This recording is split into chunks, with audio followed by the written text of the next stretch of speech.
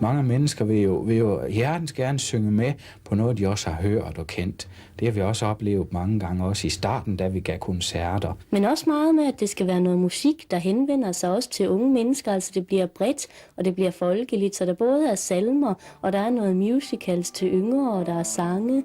Og altså det virkelig er bredt, det er vigtigt for os.